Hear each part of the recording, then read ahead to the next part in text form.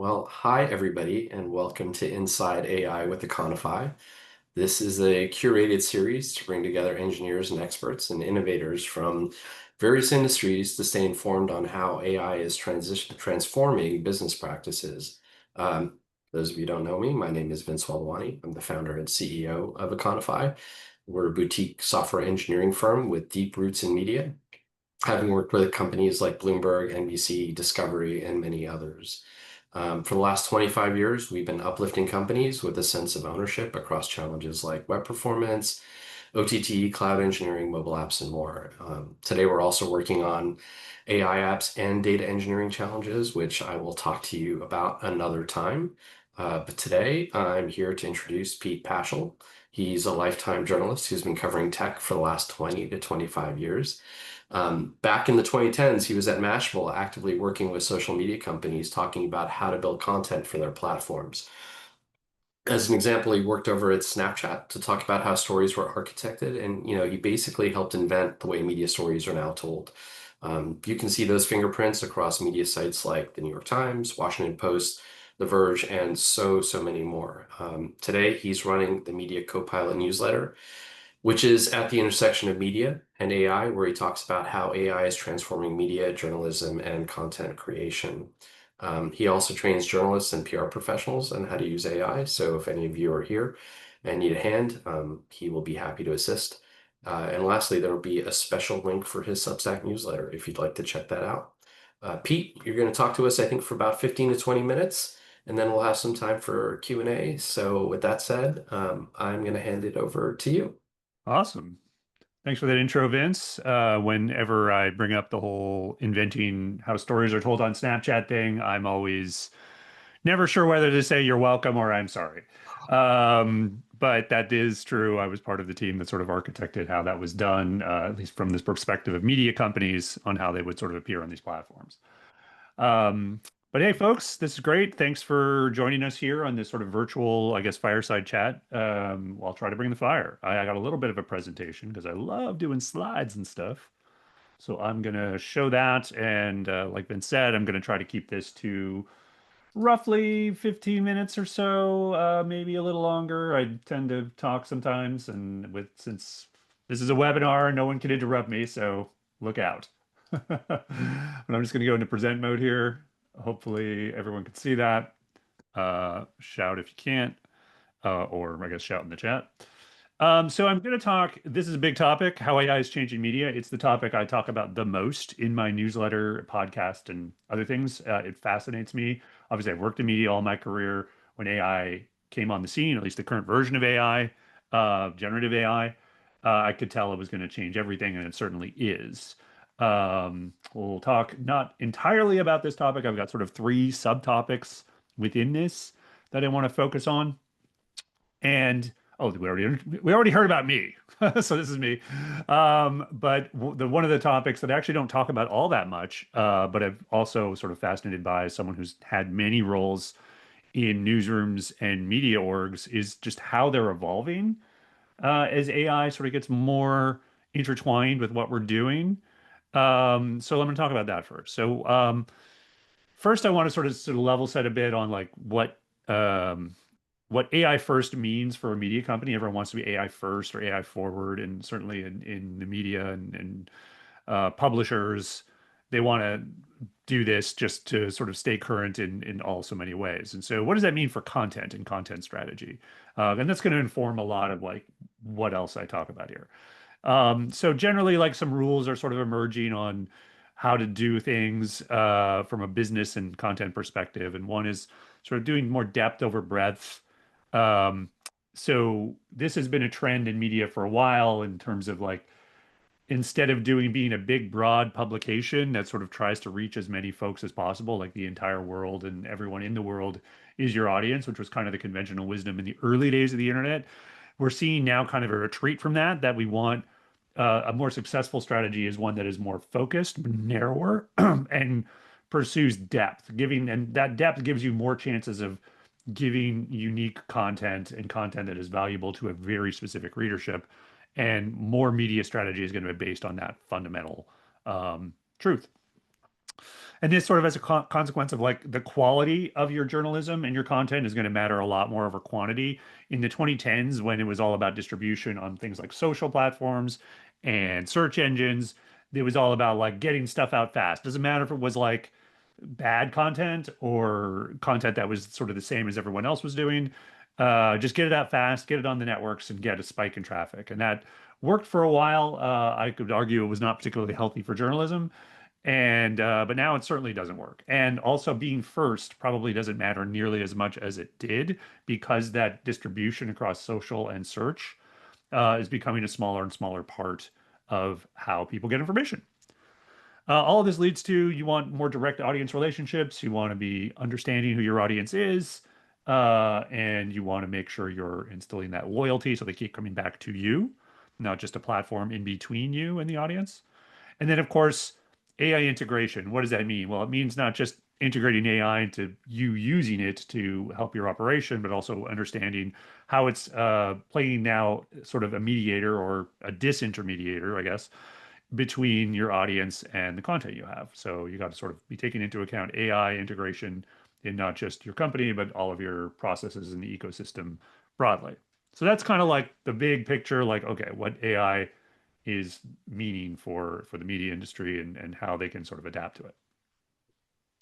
So like I said, I want to zero in on something I don't get a chance to talk about a lot, which is that um, how the editorial teams are basically evolving in the wake of AI, and also not just how they're evolving, but how their relationship with product teams and engineering teams is changing. So editors, journalists, reporters are all being encouraged to try out tools, to sometimes build their own tools, essentially like being AI enthusiasts of their own. Um, because now, with the dawn of generative AI, your coding language can be the English language. And journalists tend to be very good at that and understanding the words that they're choosing. They're very precise about that in their stories. They can be very precise about that in their prompting, and that's actually a really helpful skill set now. Um, the idea of being precise about that and the outputs they do, and particularly their stories, they can help shape sort of the AI behavior by applying that into prompting. It's basically like prompt engineering and writing. They're not the exact same skill, but there is a lot of overlap in that Venn diagram. Um, and I think on the other side, on the product side, one of the examples I like to point to, it's not a media example, but you probably all heard about when ChatGPT had an update earlier this year that really increased the sycophancy. So it was like it was a big suck up, even more than usual, even though it's kind of a default mode for most AIs. And they had to dial that back. And while they were actually really transparent about it, but it did seem that there was due to changes in the system prompt and how it was sort of prioritizing things. I think one of the words that was changed or was an example of how the system prompt can affect things is changing something from polite to helpful can actually even alter the behavior of sort of a big AI system. I think that's really helpful to understand. And I think as a product manager and engineer, sort of understanding that nuance in language is also becoming a skill set. So in short, like the two roles, the editorial side and the product side, are starting to share qualities when it comes to speaking to AI and the prompting. Again, AI is not all about prompting, but it is obviously a key component. And that's allowing the two roles to kind of speak similar languages now. And so this is leading to sort of what I would describe maybe hybrid roles is a little overstating it in some ways, but it is like you're sort of seeing a hybrid um, workflows and projects, at least at this point in the AI landscape. And there are sort of these hybrid roles that are starting to emerge, particularly at the top in newsrooms. You have things like head of innovation, head of AI. That's getting much more common in media companies. Um, and I think that leads to a certain amount of cooperation, potential cooperation that simply you couldn't really do before. So, this is kind of a bit of a roadmap, I guess I would call it, for if you're working in a media company or have a relationship with them and want to think about how these two teams can work together and not just to do better work together, but to do better work for their audience. So number one is making this skill swap that I've been talking about a little more formalized. Journalists officially learning sort of different prompting techniques, where prompts go, and some lightweight tool building. I mean, progressing beyond just doing some custom GPTs, maybe going to a no-code platform or some vibe coding as well, to build things like their own dashboards. Like for example, you would need to often at a media company go to the design team if you wanted to do kind of a data visualization and you just sort of describe what you wanted and there'd be a lot of back and forth on email chains. Well, now I think similar to how a lot of product teams operate, it's like, hey, don't come to us until you prototype it yourself in something like Lovable or whatever. Journalists can do that too with whatever their sort of data they are doing for their story, and that could be as good as like producing exactly what they need without going to anybody. But I think in terms of a cooperation thing, like, hey, here's what I'm looking for, and then working with some other teams to really make it shine, I think is like a thing that's probably going to become more and more common. And similarly, like you're co-designing workflows, encouraging things like custom GPTs, fact-checking extensions, content remixing. Again, giving sort of um, more of that power to the editors, but again, with the clear tool design that you can only get sort of from the product teams and sort of making sure that they know which things to restrict, how to ensure those are uh, consistent throughout the team. And you're going to get this again, emergence of hybrid leads. I think these hybrid roles will start to emerge out of these, not just at the top, but creating sort of journalist PM hybrids that can oversee both sides of things. And then phase four, I think, is really important. It's this radical transparency. I think I cited the OpenAI case before, where I think one of the best things to come out of it was the transparency they had with it. They came out, gave a couple of really detailed blog posts of what went wrong with that sycophancy update. I think on the media side, you can do the same thing and just sort of like not just put these labels, hey, this thing was AI assisted in terms of how it was produced, like really talking about process. Again, not in every article, but it's like, being earning that trust with your audience by working together on these things and then showing that work, I think is incredibly powerful. So I'm just going to pop over to another topic that's really affecting AI and media, and that's generative engine optimization. So this is beyond just producing the journalism. This is the layer where audiences are encountering it. Obviously, audiences are now getting a lot of their information from these AI engines. Um, Google search and how much in terms of how it's used is actually starting to go down slightly, but like it is going down for the first time as AI becomes a bigger and bigger part of how people get their information. And it's just something everyone has to contend with, and particularly in the media. So it's kind of like the new SEO, which is it's basically the term that's coming out as GEO, which is being present in AI summaries. Um, and that's kind of becoming the thing that everyone's starting to compete for now. Um, Summaries are similar to SEO. So if you want to be in an AI summary, it's similar rules to SEO. So if you got good SEO, you should do decently. But there are some new rules to the discovery. Um, so the biggest one is just sort of understanding what AI is doing, which is that, well, it's not just keywords. It wants to understand intent of the user and it's looking at patterns. And a lot of AI queries are much, much longer than search. On average, they're several words longer, 10 to 20 words is sort of a rough estimate. And then they tend to be more conversational. AI values, these simple, structured, fast-paced answers. They're designed to provide the answer, so they're looking for content that provides the answer that you don't necessarily need to wade through it and sort of decipher it. Um, so clearly providing that in structured ways is obviously encouraged.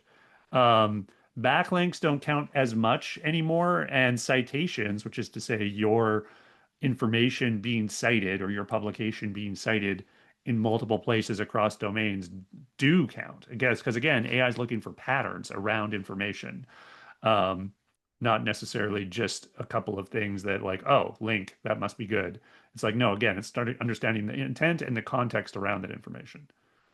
Um, so to zoom out just slightly on all of this, it's like, okay, being present in AI summaries, that's a thing. I get it. There's some rules to it. I get it. But there's also like the whole idea of why would you want to appear in these in the first place, which I think is something um, I wouldn't say that media companies don't consider, but it does mean that the rewards, because the very nature of these summaries is that they negate the need to click through. That's the whole point of them. The rewards, which in the Google era were, oh, you get traffic if you appear in SEO, that no longer really applies. Even though there is some click through on summaries, and it does seem those audiences are more intentional, they are more inclined to engage, to transact with your brand. They are also much smaller.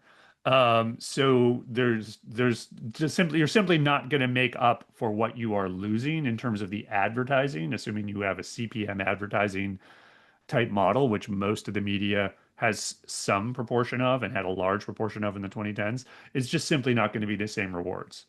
Um, you still want to be represented, probably, but you have to think about winning AI search differently than you did when you were trying to win SEO. One of the things in terms of content strategy is thinking hard about like what is the content that is more resilient from being replaced or um substituted by an AI summary.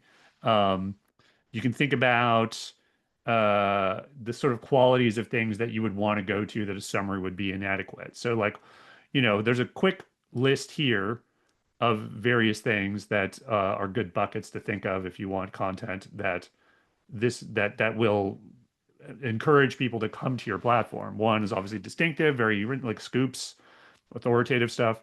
If it has emotional resonance, so opinion pieces, uh, stuff that is very sort of human based, that the voice of the writer comes out. Something where it's like use the term accuracy sensitive here, but it's basically like critical information, high stakes decisions are being informed by this information. So you think about anything to do with your health, financial decisions you want to make, you're going to want to go to the original source, even if you do see an AI summary. Then anything inherently visual, like basically where you have a kind of an infographic or what have you that AI just has a hard time summarizing, and probably even the UI isn't conducive to summarizing. That's gonna be resilient to disintermediation. Again, it doesn't necessarily mean you don't do any of the other content, but it's important to know what is the stuff that is going to be the stuff that is sticky on your site or your platform, the stuff that's really going to keep people there and increase loyalty. Cool. So this is just sort of a kind of a quick summary of why GEO is really mattering today, because I think it sort of helps answer that question of like, why would you want to, like why do you want to appear in these summaries? And it's really just kind of becoming a core distribution channel. Like again, people are using these platforms because they are so convenient. And as more and more people use them, despite their hallucinations, despite the sort of well-documented issues with them, they continue to use them. And that seems to be something that's going to just increase over time. Um, and I'll say like these indirect strategic benefits, just to cut to the final box here. I think it's important that media companies or anyone in the business of content sees winning the GEO box or the GEO summary as almost like advertising for their brand. It's not necessarily click through, but it is something that people will understand as they see the same sources cited again and again for similar topics. They will start to associate that brand with that topic. And that could and probably will bear out in terms of benefits at some point, which is to say that they'll probably be more inclined to subscribe to go to that site because they have seen it more. So you can sort of see GEO as more of a almost like an advertising strategy for your brand. It's almost like marketing, as opposed to direct revenue. Okay, so I'm just gonna, I think I'm over at 15 now, but I'm gonna just a few quick words on bots because I've been thinking about this a lot, and it's directly related to the GEO stuff. Um, but you may have heard in the last few months, there's been a lot of talk about bots scraping content, which is exactly how these AI engines work. To get kind of granular about it, there are a number of different kinds of bots. There's training bots that train the models. There are search index bots that help power AI search engines. And then there's like user agent bots. And there is a big, I guess, contentious issue around these user agent bots because AI companies like Perplexity, but not just them, treat user agent bots like they're humans. So, in other words, if a human using Perplexity goes and does a search or asks their agent from the comic browser to go and do something, those bots will ignore content restrictions on a lot of sites, which is like the robots exclusion protocol. And they feel entitled to do that because they're doing things on behalf of a human. This is a big contentious issue. Cloudflare, notably, in the beginning of summer, decided it didn't like that because a lot of the people in the media didn't like that. And again, what they've done is a little beyond just those user agent bots, but that seems to be the flashpoint. So they're basically ensuring their sites block all bots by default. And That's sort of becoming this bot blocking versus bot scraping war between the AI companies and media companies and also some infrastructure providers. So this is a big deal. It's kind of setting the stage for a battle on who sort of controls the information, and it kind of comes down to like is a user agent a person, or to what extent it should be treated as a person. Because I will say, as a media person, I totally sympathize with this point of view, but also as an AI enthusiast, I understand the value of a tool like Comet that goes to websites for me, brings stuff back, summarizes them. I completely get it why these two sides can't really agree. But for media specifically, if bots are sidestepping um, restrictions and being treated as humans, it's important to know they're not humans. They're not actually going to look at ads and maybe be persuaded to click on something new or something extra.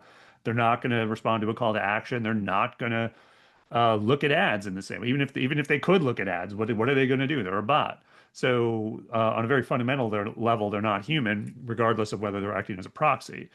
It does mean this bot traffic is a potential opportunity. So if there is some degree of control on the media side, or both sides can agree, there might be a way to monetize this. And a few startups that are out there now, including Tollbit, ScalePost, even Cloudflare itself, which isn't a startup, but they have a system, are trying to monetize this bot traffic.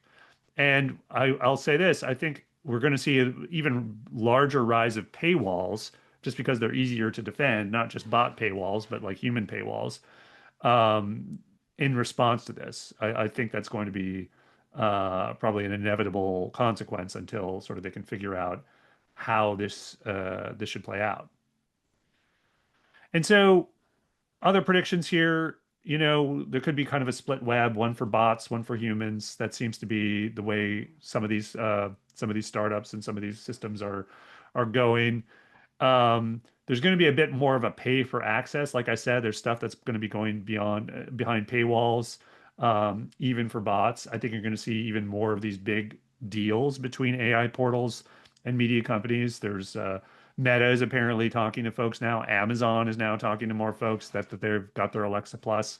We're going to probably start to see more of these balkanized information portals so that you might get more information via something like OpenAI because they have more deals than say versus Meta, and that could affect user behavior. And then there's the curious case of Perplexity, which doesn't do licensing but does do revenue sharing. And I think that could be a really lucrative model for an AI engine that achieves the scale of a Google. So right now it's sort of probably just a few pennies on the dollar compared to normal media revenue streams. But the more Perplexity catches on, you can see that being lucrative. Again, they're also defending themselves against various lawsuits for licensing, so they could pivot to something more traditional. But it is an interesting quirk in this whole thing. Cool. And so then there's some strategies that you might want to think about, particularly on the product side. Planning for more access controls, particularly, not just paywalls, but things like using things like snippets, gated pay for access endpoints, that sort of thing, making sure sort of the valuable assets are protected, but also teased in some ways. That's where the snippets come in. I think that's a difficult thing to get right, but it's worth getting right. Rethinking your engagement models, exactly like agent bots. They don't respond in the same way as humans.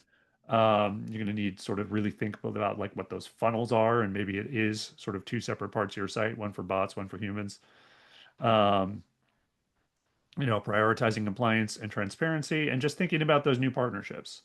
I think there's going to be the days of just publishing stuff to the web and hoping people get it and then monetizing ads to programmatic and building a business that way are over. I think you got to be much more proactive with who you let in, who you're partnering with, and making some crucial decisions about access.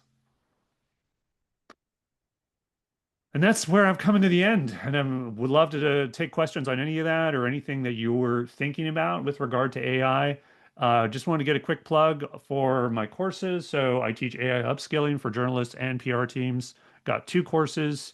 They're beginning in November, and there's a lot of training on hands-on use cases, etc. I won't go over this whole slide, but there's a lot of skills that I think are crucial today, as well as some fun stuff. We've just started teaching about using consumer agents like Comet, like ChatGPT agent, and we're continuing to sort of figure out what those use cases are for these professions, and there's quite a few. And finally, like Vince said, I'd love it if you guys would subscribe to the newsletter. I've got a little QR code. I'll give the deck to Vince and the Econify folks so they can send it your way if you want to subscribe later. But feel free to scan it. Get a free 3 month subscription to the newsletter. Also, if you like Perplexity at all, you can get 6 months free with this code, just Media Copilot. And I'd love it if we'd connect on LinkedIn. And there we are. That might have been like 20 something minutes, but hopefully helpful to you. It's amazing, Pete. Thank you so much. Sure. I'm gonna wait to see if questions come in, but in the meantime, I wanted to touch base on a few of the things that you talked about. One of the things that you said, I don't remember the exact word you used, but you basically were talking about how GPT sucks up, like to the user Yeah. when they do that sort of thing. Journalists, I think face a little bit of a challenge with that, particularly, how do you, as a journalist, or how do you train journalists to kind of not fall prey to that? Like, I have an idea, you have an amazing idea. Like, I think that this person should be viewed through this lens. That is an amazing way to do it. How do you compensate for GPT just sucking up and telling you you're right about everything? Yeah, good question. It's kind of one of the few fundamental problems with AI, and along with hallucinations and some bias that people get concerned about bias in the data and bias in the people creating these models. Sycophancy is up there too. What I always encourage in all of these cases, sycophancy, I think probably is the one that you have the most control over, is just never forgetting you have agency over this, right? You don't have to just shrug and say like, well, it's biased. Well, it's sycophantic. I just got to kind of roll my eyes and try to keep that in mind. It's like, well, no, you can actually prompt it to do better. So when you ask, say, for feedback on a piece you're writing or an idea you have, really ensuring that there is a line or a set of lines somewhere in there that I want some critical feedback on this. Please think about it. That's sort of the trick now to get ChatGPT to think harder and go use the thinking model, because thinking models do tend to give you um, a little better, sort of more rounded feedback even by default. So just getting in the habit of that. is number one, and you can do similar things for bias. You can do similar things for hallucinations. It's not foolproof, right? Just telling an AI to double check what it's doing doesn't guarantee there's no hallucinations, but it is kind of an extra check in there. Um, I will say the more you use it and the more you sort of get to know whatever AI you're using, that the language that will get it to be more critical of what you're telling it, that's the language you want to start putting in your assistants. So when you design either a custom GPT or say a Claude project or whatever your favorite AI is, um, having at least one of those assistants that is specifically for critical feedback is a really good unlock in terms of how you use AI. Awesome. Thank you. We do have a question. I'm going to read this out to you. You mentioned closer collaboration between journos and product managers. Where does commercial fit in? Hmm. Yeah, that's a good question. Because product managers often work with both, and you could sort of argue that is this a hole in the wall between church and state, right? Um, I think that's often some the concerns around that are a little overblown, which is okay. I wouldn't say necessarily um, the measures that people take to separate those are overblown because you don't want much or any sort of leakage, particularly in the direction of commercial to editorial. But I do think it does require a certain amount of training for the product teams to understand when how to keep those things separate in their workflows.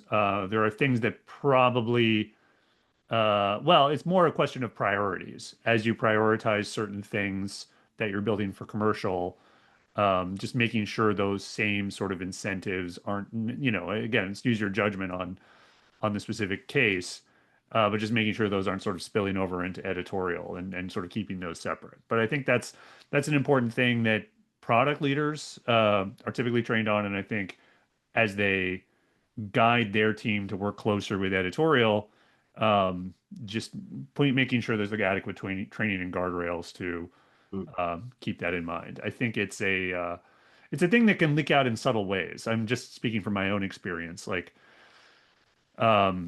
Slack is a great tool. It's a very democratizing tool in a lot of organizations, but just sort of having no sort of rules or customs around it in a media organization, particularly a news publisher, is a recipe for disaster. And so in some places we've worked, it would sometimes happen that like commercial people would join a room that was more for editorial discussion.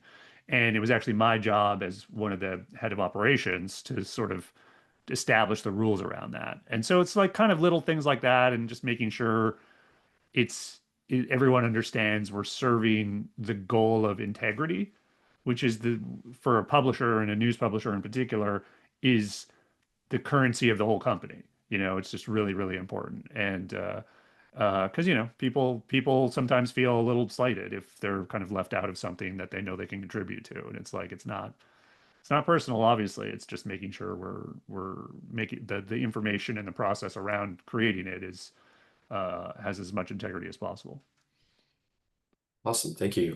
One more that came in is AI is definitely being used a lot to improve efficiencies for editorial, but do you know or have you seen AI deployment being deployed by publishers on a consumer-facing level that drives any commercial uplift?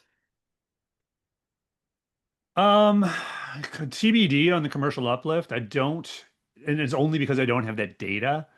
I do have some qualitative comments that people have made around things like um, the audio summaries, I guess they are, on places like Business Insider and Time that they see decent engagement on it. They haven't gotten to the point, to my knowledge, at least at this point, they haven't gotten to the point where they're monetizing it, where like, for example, they might put in like a quick ad or something like that. It'd be tough to do as well because of Hmm. the nature of those summaries, which tend to be very brief. I think if you were to put an ad model on that, there would need to be it'd be along the lines of like the 5 second YouTube ads as opposed to the 30-second pre-roll. Um, But so in other words, like we're at the stage where I believe sort of the opportunities are getting a little more honed as opposed to like, what the default was, hey, just put a chatbot on your site. And that I'm not trying to knock all chatbots. I mean, some of them are actually pretty good. Skift is a great one, actually.